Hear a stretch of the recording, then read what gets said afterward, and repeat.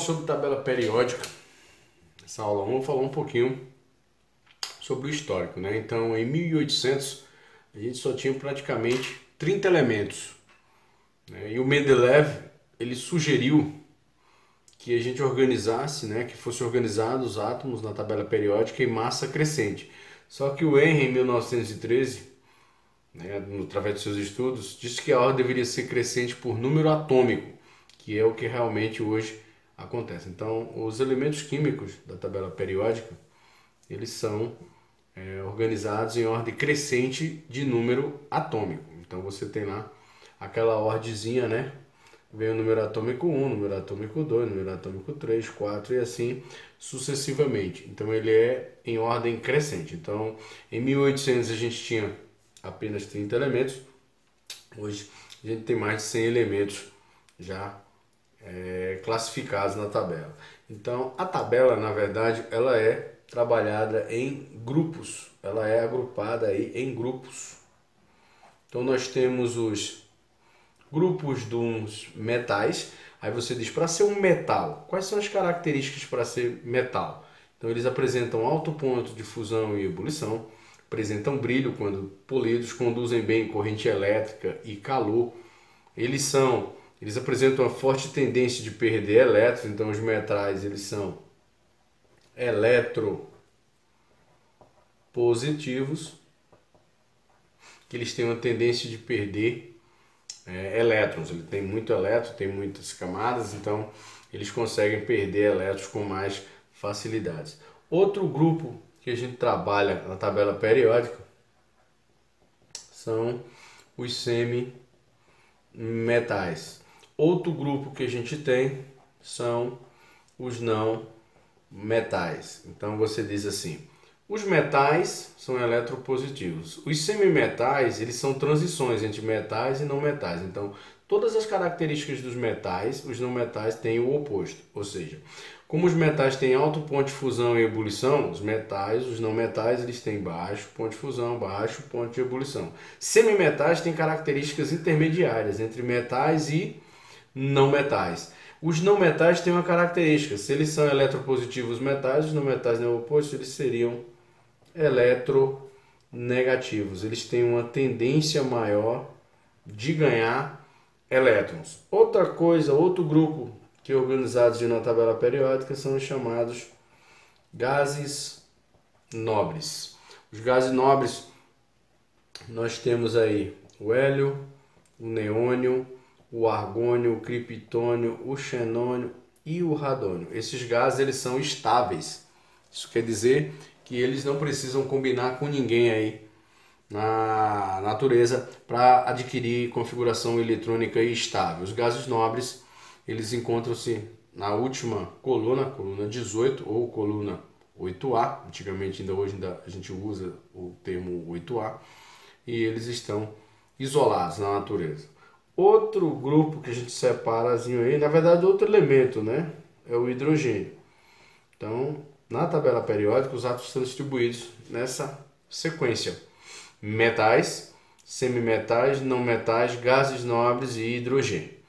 Então, recapitulando rapidinho aqui, os metais apresentam alto ponto de fusão, alto ponto de ebulição, são sólidos à temperatura ambiente, com exceção do mercúrio. A gente tem aqui um brilho característico e eles têm tendência de perder elétrons, então eles são eletropositivos. Os não metais é o oposto. Tudo que você fala de característica para o metal, o não metal seria o oposto. Eles são eletronegativos porque eles têm tendência de ganhar elétrons. Os gases nobres estão isolados e o hidrogênio, que o símbolo é H, ele está às vezes representado na tabela periódica na família 1A ou na primeira coluna, mas ele não é um metal, ele é classificado hoje à parte. Então, na tabela periódica, os elementos estão distribuídos aí dessa maneira, né, em grupos. Se você olhar o desenhozinho da tabela periódica, ela tem mais ou menos esse layoutzinho aqui, ó. A tabela periódica, ela tem basicamente esse layout. Ele tem aqui um quadradozinho maior e a gente tem aqui, ó, duas colunas, porque esteticamente ele passaria, aí é distribuídozinho aqui embaixo. Então a gente divide a tabela periódica geralmente em seções. Aqui a gente chama seções de subnível S, seções de subnível P, seções de subnível D e aqui seções de subnível F. E esse quadrado maior aqui, isso na verdade a gente chama de gabarito, que seria as informações padronizadas da tabela. Aí você diz quais informações. Aí tem o símbolo, número de massa, número atômico, algumas traz a distribuição eletrônica, outras traz o nome aqui embaixo, outras traz características dizendo se ele é sólido, líquido ou gasoso. Então toda a tabela periódica a gente deve consultar esse quadrado maior. Ele é o gabarito, é ele quem vai dizer todas essas informações.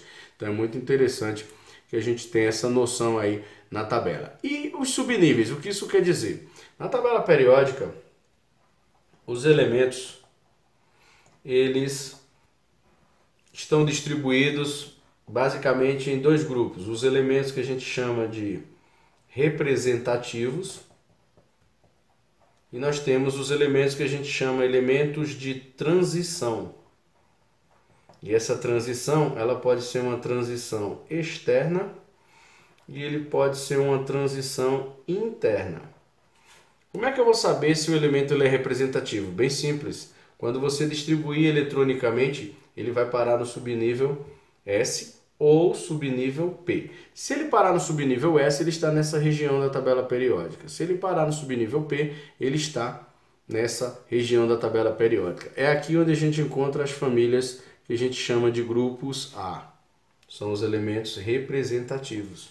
E aqui no meio, a gente chama de elementos do grupo B, que na verdade são os elementos de transição, onde eu vou encontrar aqui os subníveis, se for externo, subnível D, se for transição interna, subnível F, que na verdade eles estão aqui, essas duas famílias, esse daqui e esse daqui, a série dos lantanídeos e a série dos actinídeos.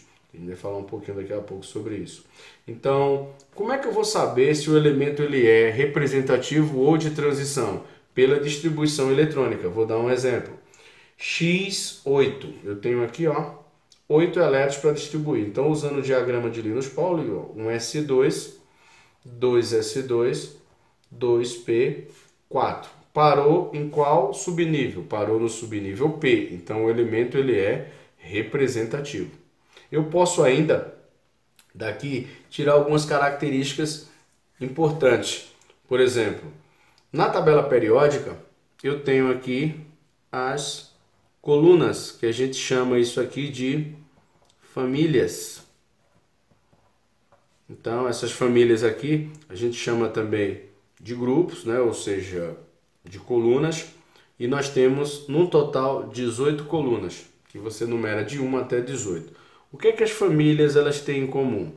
Elas têm características, não esqueça disso, características semelhantes. Aí você diz, como assim semelhantes? Não é igual, é semelhante. Por exemplo, se um elemento que está aqui em cima, vou colocar aqui um exemplo, A, B e C. O elemento A, ele tem características semelhantes do elemento B. O que isso quer dizer? Se A tiver um alto ponto de ebulição, B também tem um alto ponto de ebulição. Se ele tiver um alto calor específico, B também tem um alto calor específico. Então as características elas são semelhantes. Isso a gente chama de famílias ou grupos. E são um total de 18. Se você observar também na tabela periódica, a gente tem as linhas da tabela periódica. Vou dar um exemplozinho aqui. Eu tenho o elemento A, B, C, D, E e F. Eles estão situados na mesma linha. O que isso quer dizer? A linha significa o período, que na verdade é a quantidade de camadas que o átomo possui. Então eu posso também trabalhar nessa logística. Então eu tenho as colunas e tenho as linhas. As linhas, que eu chamo de período, indica a quantidade de camadas. O que isso quer dizer? Vou dar um exemplo. Vamos supor que essa linha que eu representei aqui seja o quinto período. O que isso quer dizer? Que todos esses elementos têm 5 camadas. Então, a linha indica o número de camadas. Primeira linha, 1 camada. Segunda linha, os átomos que estão ali têm 2 camadas. E assim sucessivamente. Então, eu posso fazer aqui justamente uma análise desse tipo. Distribuir eletronicamente, parou num P. Parou no P, automaticamente ele é um elemento representativo.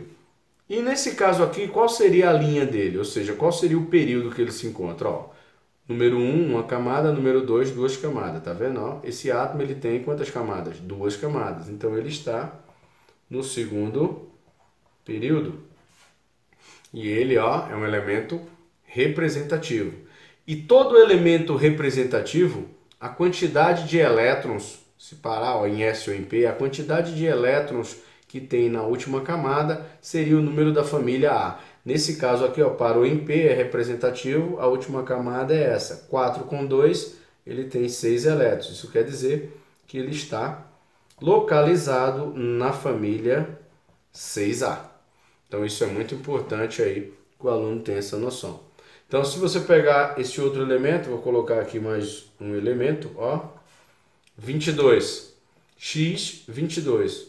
Então vou distribuir 1s2, 2s2, vou distribuir aqui 2p6, 3s2, 3p6, 4s2. Até agora já tenho 20. Então vou colocar mais um, né? Então vem para o próximo que é 3D2. Ó, parei no subnível D. O que está acontecendo aqui? Subnível D ele é transição externa. Isso é um elemento de transição. Então ele está aqui localizado na família B. E qual seria a família D que ele está localizado? Você vai fazer aqui um esqueminha bem prático e bem simples. Ó. O D, um subnível D, ele comporta 10 elétrons. Então eu vou fazer ele aqui, ó. D1, D2, D3, D4, ó, D5, D6, D7, D8, D9 e D10. Ele comporta no máximo, ó, um subnível D, 10 elétrons. O que é que eu vou fazer aqui agora? Para me saber se ele é representativo ou transição, basta saber o subnível. Eu já sei que ele é de transição. Para saber o período desse elemento, eu vou contar as camadas. Então, eu vou perguntar assim, quantas camadas ele tem? Então, ó, camada 1, camada 2, camada 3, camada 4, camada 3. Então, ele foi até a quarta camada. Então, ele está ó, no quarto período, isso quer dizer na quarta linha. E qual é a família? Então, aqui você já vai analisar da seguinte maneira. Quando você observa o D, ele tem uma regrinha diferente. Elemento de transição é diferente de elemento representativo. O elemento representativo, a regra diz o seguinte: se ele parar em S ou em P, você vai localizar a última camada. E a quantidade de elétrons dessa camada vai dizer a família. Por exemplo, se ele tiver 4 elétrons, família 4A. Se ele tiver 3 elétrons, família 3A. Mas só vale se parar em S e em P. No caso da família D, ele começa aqui, ó, eu tenho aqui coluna 1, coluna 2, e aqui eu tenho a coluna 3. Então eu posso chamar de família 3B. Aqui eu venho família 4B, 5B e venho nessa logística. Então eu tenho aqui, ó, 3B, aí o D2 se parar é 4B, aqui 5B, 6B, 7B, 8B, aí ó, 6, 7, 8, a gente repete, fica 8B e 8B, porque você tem aqui 3 famílias que foram divididas. Aí aqui, ó, 9B e 10B. Então parou em qual? Em D2. D2, qual é a família? A família aqui seria a família 4B. Então olha o macete. Distribui eletronicamente, identifiquei que ele é de transição. Transição do tipo externa porque parou em D. Sei que é quarto período porque ele tem quantas camadas? Ó, eu vou até a quarta camada, tá vendo? Até a quarta camada. Então ele está no quarto período, que é a quarta linha. E qual é a família? Então só você fazer de D1 até D10. Começando, lembrando que eu tenho coluna 1, coluna 2, já começa nessa primeira que é a B, em 3B. Então vem 3B, 4B, 5B, 6B, 7B. Quando chegar na 8B, você repete 3 vezes o 8B. Por quê? Essas colunas aqui são grandes demais, aí eles dividiram, fragmentaram para não perder um pouco a estética da tabela. Aí, ó, 9B, 10B, formando aí os 10 grupos dos elementos de transição externa. Eu vou agora só ficar atento ao número de elétrons. Como parou em D2, D2 qual é a família? 4B. Então é só fazer esse esqueminha aqui, ele vai ajudar você aí na hora de identificar isso. Ah, professor, e se caso for a transição interna, o F? O F tem uma característica e é mais fácil. Aí você diz por quê? Porque no F eu vou pegar isso aqui, ó. O F ele está na família 3B. Essas linhas aqui são muito grandes, então os caras transportaram ela para cá. Que é chamada aí as séries. Essa primeira coluna, série dos lantanídeos, e essa dos actinídeos. Eles vão parar, quando você fizer a distribuição eletrônica, vai parar no subnível F. Então, o subnível F, eu tenho aqui, essa primeira coluna sempre é sexto período, e essa outra aqui sempre é sétimo período. Quando é que eu vou saber? Bem simples. Se eu parar no sexto período, eu vou parar no subnível 4F. Se for 5F, eu vou estar no sétimo período. Então, quando distribuiu, parou no 4F, ele é sexto período. Parou no 5F, ele é sétimo período. A família não tem regra porque todos eles estão na família 3B. E para saber a linha, você vai observar que você vai distribuir, vai até a sexta camada e aqui até a sétima camada. Mas não precisa nem contar isso, basta fazer a distribuição. Parou em 4F, é transição interna, série dos lantanídeos. Parou em 5F, série dos actinídeos, que seria aí o 5F. Então, pessoal, tabela periódica ela tem toda essa arrumação. Eu tentei ser bem sucinto para que a gente conseguisse aí ter um bom resumo de tabela periódica, porque isso vai ajudar bastante aí na sua compreensão de tabela. Então ele pode perguntar essas coisas: qual o grupo, a localização, as características, qual a família, qual a linha, qual o período, se ele é de transição, se ele é representativo. Então nessa primeira aula, a tabela periódica ela trata um pouco da apresentação. Na segunda aula eu vou falar um pouquinho mais das propriedades periódicas, ok? Até mais, pessoal.